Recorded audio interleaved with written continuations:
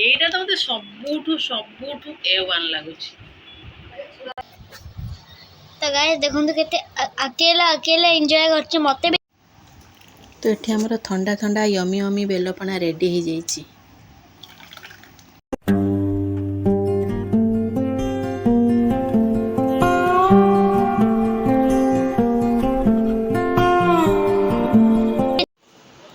Hello hi नमस्कार केमते अच्छे आपण मैंने आशा कर समस्ते भले थे मु भी एकदम भले अच्छी खाली खरा पाई कि टिके झाउली पड़ी से एक्चुअली खरा जो टेम्परेचर होची भुवनेश्वर रे काली होता 43.3 कि 4 एमती होता 43 पॉइंट। तो भुवनेश्वर रे एते जोरे टेम्परेचर चे माने सकाळ 8टा हला बेलू घर बाहर को इच्छा होनी। तो ये अलरेडी हो गलानी टाइम है 11:30 अलरेडी हो गलानी। तो मु चेष्टा कर सकाळ उठिकी केमिति शीघ्र रोषे सारी कारण रोषे घरे आम पशिला बेलू मो जीवन अधा प्राण हो जाऊँ। तो अलरेडी मु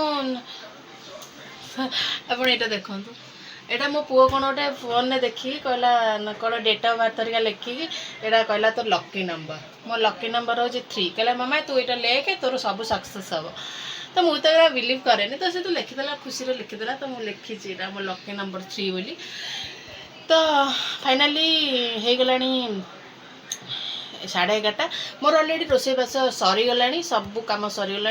तो एबे हजबैंड नहीं आसती तरबुज। तो ये जो खरा को अनेक तरबुज तो खाइबा मस्त माने देहपाई भल पार्टी की भल देहपाई भल सबुठे भल। तो चलतु आज वीडियो आरंभ करवा तरबुज रु अलरेडी मुझे तो रोषे कर सारे आ वीडियो करें रोषे कर कौन अच्छे आज आज्ञा पखाल निरोला दही पखाल छतु भजा आउ गोटे कौन भजा कर छतु भजा आलू चकटा बड़ी चूड़ा बस पखाल आज उड़िला। तो अलरेडी एत तो करदेली मोर 9टा बेलू अलरेडी फिनिश हो गला मैंने डाली फाली जो गरम भात संगे 2-4 प्रकार दरकार तो पखाड़ संगे गोटे कि 2टा आइटम हो चली जाऊँगी। तो सरीगला चलते आरंभ करवा आज तरबुज खिया। देखन तो गाइस केड़ा बड़ तरबुज आसी गलानी हम घर को देखन तो केते लाल अछि पूरा चुली बसी गला। ओ देखन तो गाइस केड़ा बड़ तरबुजटा आइची आको खाइया रे पूरा तो मजा ही आसी जीवो कि जो एड़े बड़ किए खाइब गाइस आम घर को आसतु मिसिकी खाइए। एड़ा देख केड़ा बड़ पीसटा एड़ा बे मझिर कटाब कटाई गला गाइस तरबुज दुकान देइची हे थिबो वैसे वैसे तो बढ़िया शेप तो करलु एठी गोटे पुरे दब कोन कहले एटा हला आइसक्रीम तरबुज आइसक्रीम बढ़िया है नी। हां एपुडु एबे कटाब मु तरबुज काटिबारे माहिर काइंगरा तू दुकान दिखलो रे तू तरबुज दुकान देइची आयो रे मां बाबा केड़ा सत्तर ना मिठो कमेंट रे लिखि बताइबे ई मामा तरबुज दुकान देखला या फिर नहीं। ओ वाओ तो गाइस देखो तो केते अकेला अकेला एंजॉय करछ मते भी बहुत मीठा अछि जाइलो तरबुजटा बहुत मीठा अछि मु भी टिके खाइबी गाइस। देखो तो गाइस खरा दिने तरबुज खायार मजा ही किसी अलग कारण यहाँ आम देहर जो जलीय अंश कमी जाए तो तरबुज खाइले सेटा रहे ठीक से रहे वाटरटा देह को कमेनी। तो खाइबा मु तो तरबुज बहुत भल पाए मोर तो फेवरेट सीजन फल यहाँ सीजन रे जो सीजन रे जहाँ मिले ताको खाइबा दरकार। मोर तो फेवरेट फ्रूट होची आम। तो गाइस कमेंट रे लिखंतु तमरो favourite fruit cone.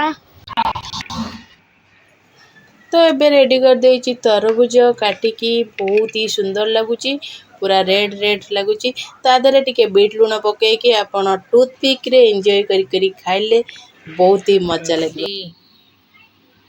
A few moments later. ଦିନରେ ତ ଦେଖିଲେ ସକାଳ ଟାଇମ୍ ମାନେ 11ଟା ବେଳ ସୁଦ୍ଧା ତ ଦେଖିଲେ ତରଭୁଜ ଖିଆ ହେଇଥିଲା। ତ ଏବେ ହେଲାଣି 4ଟା ବେଳେ। ତ 4ଟା ବେଳେ ଆମର ଏଇନା ବେଲ ପଣା ପାଇଁ ରେଡ଼ି କରୁଛି, କାରଣ ବେଲ ଆଣିଥିଲେ। ତ ତାକୁ ବେଲ ପଣା କେମିତି କ'ଣ ତିଆରି କରୁଛି ତ ଚାଲନ୍ତୁ। ଫୁଡ୍ ଏନ୍ଜୟ କରୁଛୁ ଆମେ ସମରକୁ, ଯାହା କହିବାକୁ ଗଲେ। ଦିନରେ ତ ସକାଳେ ତରଭୁଜ ଖାଇକି ପେଟ ଥଣ୍ଡା କରିଦେଲୁ, ତାପରେ ଏବେ ବେଲ ପଣା ଖାଇକି ସନ୍ଧ୍ୟାବେଳଟା ବେଲ ପଣା ଏନ୍ଜୟ କରିବୁ। ତାପରେ ରାତିରେ କ'ଣ ହେଉଛି ଦେଖିବା। ତ ଆମର ଏବେ ବେଲ ପଳେଇ ଆସିଛି। ବୋଉ ଅଲରେଡ଼ି ବେଲକୁ ଭାଙ୍ଗିକି ତାକୁ କୋରିବାରେ ଲାଗି ପଡ଼ିଗଲାଣି। ତ ମୁଁ ଏପଟେ ନଡ଼ିଆକୁ ଭାଙ୍ଗିକି ତାକୁ ବି କୋରିବାରେ ଲାଗି ପଡ଼ିଗଲିଣି। ତ ସବୁ ସରିଲା ପରେ ବୋଉ ତାକୁ ଚିପୁଡ଼ିକି ତା ରସ ବାହାର କରିଦେଲା। ତାପରେ ମୋ କାମ, ମୁଁ କେମିତି କ'ଣ କରୁଛି ବେଲପଣା, ତ ଚାଲନ୍ତୁ ଦେଖିବା।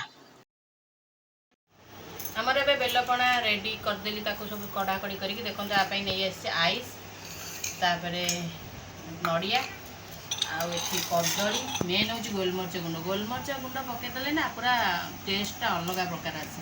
ତ ଫାଷ୍ଟ ଆମେ ଆଇସ୍ ମେଲ୍ଟ ହେବା ପୂର୍ବରୁ ପକାଇଦେବା।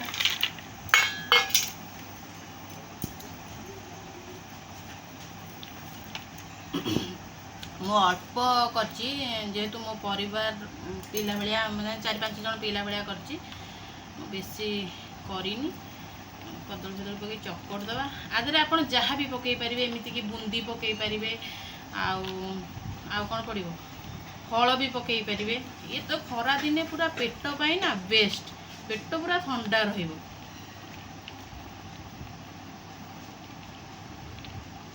ହେଇଗଲା, ନଡ଼ିଆ କୋରା ପକାଇବା। ଆକ୍ଚୁଆଲି ମୁଁ ଏଥିରେ ଚିନି ପକାଇଛି, କିନ୍ତୁ ଗୁଡ଼ ପକାଇଲେ ବହୁତ ହି ଟେଷ୍ଟ ଲାଗେ, ଟେଷ୍ଟଟା ଅଲଗା ପ୍ରକାର ଲାଗେ। ତ ମୁଁ ଚିନି ପକାଇ ଦେଇଛି, ଯେହେତୁ ଗୁଡ଼ ନଥିଲା।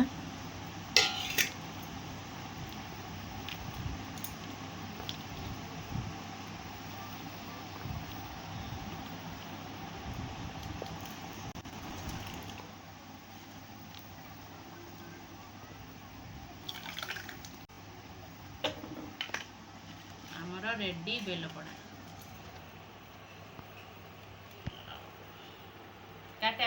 Later that same evening. Ready 10ଟା ପରେ ହେଇଗଲାଣି। ତ ଆମର ଯେଉଁ ଫଟୋ ସୁଟ୍ କରିଥିଲୁ, ତାର ଫଟୋ ଆଜି ସବୁ ପଳେଇ ଆସିଛି। ତ ଚାଲନ୍ତୁ ଦେଖିବା ଆଜିର ଅନବକ୍ସିଂ କରିବା। ଫଟୋ ସୁଟ୍ ଯେଉଁଗୁଡ଼ା ସବୁ ଆସିଥିଲା ଫ୍ରେମ୍ ହେଇକି ପଳେଇ ଆସିଛି, ତାର ଏବେ ଅନବକ୍ସିଂ କରିବା। ତ ଚାଲନ୍ତୁ ଦେଖିବା। ଆଉ ହଁ, ମୋ ଭିଡ଼ିଓକୁ ସବସ୍କ୍ରାଇବ୍ କରିବାକୁ ବିଲକୁଲ ଭୁଲିବେନି। ତ ଚାଲନ୍ତୁ ଅନବକ୍ସିଂ କରିବା ଫଟୋ ଫ୍ରେମ୍। ଏବେ ଫ୍ୟାମିଲି ଫଟୋ ପଳେଇ ଆସିଲା, ତ ତାକୁ ଫାଷ୍ଟ ଦେଖିବା, ଅନବକ୍ସିଂ କରିବା।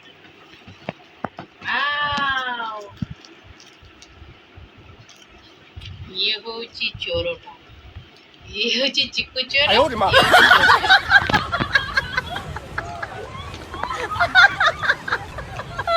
ତାପରେ ଆଉ ହଉଛି ଇଏ ହଉଛି ଆମ ଚିକୁ ବାବାର ପୁରା ଗୋଟେ ଫ୍ରେମ୍ ହେଇଛି ତାର ଫଟୋ। କୋଉ ଫଟୋଟା ଭଲ ହେଇଛି ମୋତେ କମେଣ୍ଟ ସେକ୍ସନରେ ଜଣେଇବେ। ଗାଇସ୍, এইটা ভাল লাগুଛି না, এইটা ভাল ଲାଗୁଛି ନା, এইଟା ଭଲ ଲାଗୁଛି, এই তিনଟା ଭିତରୁ ଗୋଟେ ଚୁଜ୍ କରିବେ। ତାପରେ ଆଉ ଗୋଟେ ଫଟୋ ରହିଲା, ଏଇଟା ହେଉଛି ଫ୍ୟାମିଲି ଫଟୋ। ଏଇଟା ତ ମୋତେ ସବୁଠୁ A1 ଲାଗୁଛି। ପୁରୁଣା ଫଟୋ ଦେଖଉଛି, ଏଇଟା ହେଉଛି ସୋମ ହେଇଥିଲା 4 ବର୍ଷର ବୋଧେ ଲାଗୁଛି। ଏଇଟା ସୋମ ହେଇଥିଲା 4 ବର୍ଷର। ମୁଁ କେତେ ପତଲା ଥିଲି। ଏବେଠାରୁ ଠିକ୍ ଅପୋଜିଟ୍। ଆଉ ଏଇଟା ହେଉଛି ବାହାଘର ଆମର 2 ମାସ ବୋଧେ ହେଇଥିଲା, 2-3 ମାସ ହେଇଥିଲା କି ନାହିଁ ବାହାଘର। ବାସ୍ ଆମର ବେଶୀ ଫଟୋ ଉଠେଇ ନଥିଲୁ, ଏତିକି ଫଟୋ ହିଁ ଫ୍ରେମ୍ ହେଇଥିଲା। ତାପରେ ଏତିକ ସବୁ ହେଲା ଚିକୁ ପାଇଁକି। ଚିକୁ ସବୁବେଳେ ଜିଦି ଗଲା ଆମର ଫ୍ୟାମିଲି ଫଟୋରେ ରହିଛି ନନା, ତ ମୁଁ କାହିଁ, ତ ଜିଦି ଗଲାଠୁ ଆମର ଆଉ ଫଟୋ ସବୁ। ଆଇ ହୋପ୍ ଆଜିର ସମର ଭିଡ଼ିଓଟି ଆପଣଙ୍କୁ ଭଲ ଲାଗିଥିବ। ଯଦି ଭଲ ଲାଗୁଛି ଗୋଟେ ଛୋଟିଆ ସା ଲାଇକ୍ କରିବେ, ଆଉ ମୋ ଚ୍ୟାନେଲକୁ ସବସ୍କ୍ରାଇବ୍ କରିବାକୁ ଭୁଲିବେନି। ଆଉ ଭଲସେ ଗୋଟେ କମେଣ୍ଟ କରିବେ। ତ କମେଣ୍ଟ କଲେ ମୁଁ ଆପଣଙ୍କ କମେଣ୍ଟର ସିଓର ରିପ୍ଲାଏ ଦେବି। ତ ଆପଣମାନେ କେମିତି ସମରକୁ ଏନ୍ଜୟ କରୁଛନ୍ତି ମୋତେ କମେଣ୍ଟ ସେକ୍ସନରେ ଜଣେଇବେ। ତ ରହିଲି, ପୁଣି ଦେଖା ହେବ ନେକ୍ସଟ ବ୍ଲଗ୍ରେ। ବାଏ ବାଏ, ଜୟ ଜଗନ୍ନାଥ।